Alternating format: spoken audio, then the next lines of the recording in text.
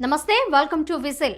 ఆంధ్రప్రదేశ్ రాష్ట్ర ప్రభుత్వం రాజధాని అమరావతి నిర్మాణానికి శరవేగంగా అడుగులు వేస్తోంది. రాజధాని అమరావతి విస్తరణ ప్రణాళికలో కీలక అడుగు వేస్తూ రెండవ విడత భూసేకరణను చేస్తోంది.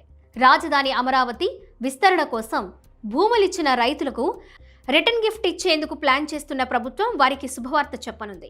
తొలి విడతలో భూసేకరణ చేసిన రైతులకు ఇచ్చినట్లుగా కాకుండా రెండవ విడతలో భూమినిచ్చే రైతులకు ప్రభుత్వ రిటర్నబుల్ ప్లాట్లు కేటాయించడానికి రెడీ అవుతోంది. ఈసారి తొలి విడత మాదిరిగా కాకుండా రైతులందరికీ ఒకే చోట ప్లాట్లు ఇవ్వాలని ఏపీ సర్కార్ భావిస్తోంది. ఇది ప్రభుత్వం ప్రణాళికలో ఒక ముఖ్యమైన మార్పుగా చెప్పొచ్చు. ఇక ఈ విధానం పైన సిఆర్డీఏ కసరత్తు చేస్తోంది. రెండో విడత ల్యాండ్ పూలింగ్లో భూములిచ్చే రైతులకు రిటర్నబుల్ ప్లాట్లు కేటాయించేందుకు సిఆర్డీఏ ఒకే లేఅవుట్ అభివృద్ధి చేయాలని భావిస్తోంది. దీనికోసం అధికారులు ప్రణాళికలను సైతం రూపొందిస్తున్నారు. త్వరలోనే ఈ ప్రతిపాదనను ప్రభుత్వం ఆమోదం కోసం అధికారికంగా సమర్పించనున్నారు. తొలి దశలో భూ సమీకరణలో ఎదురైన సవాళ్లను దృష్టిలో పెట్టుకుని ఈ దశలో ఎటువంటి ఇబ్బందులు లేకుండా ఉండడం కోసం ప్లాన్లో మార్పు చేస్తోంది సిఆర్డీఏ. అప్పట్లో రైతులు తమ గ్రామాల్లోనే రిటర్నబుల్ ప్లాట్లను డిమాండ్ చేయడంతో ప్రతి గ్రామంలోనూ ప్రత్యేక లేఅవుట్లను అభివృద్ధి చేసింది. దీని ఫలితంగా ప్రభుత్వానికి లభించిన భూమి వివిధ ప్రాంతాల్లో చెల్లాచెదురుగా ఉండిపోయింది.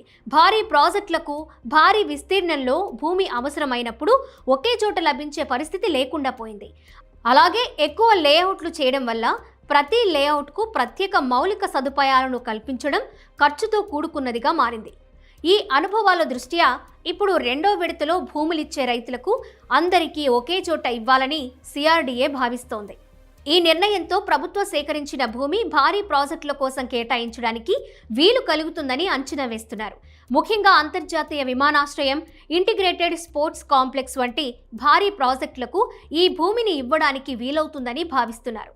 ప్రస్తుతం భూములిస్తున్న రైతులకు ప్లాట్లను అభివృద్ధి చేసి త్వరగా అప్పగించాలని రైతులు కోరుతున్న నేపథ్యంలో ఒకే లేఅవుట్ అభివృద్ధి చేసి అందించే నిమిత్తం ఆ ప్రతిపాదనను ప్రభుత్వ ఆమోదం కోసం పంపించడానికి సిఆర్డీఏ అధికారులు సిద్ధమవుతున్నారు.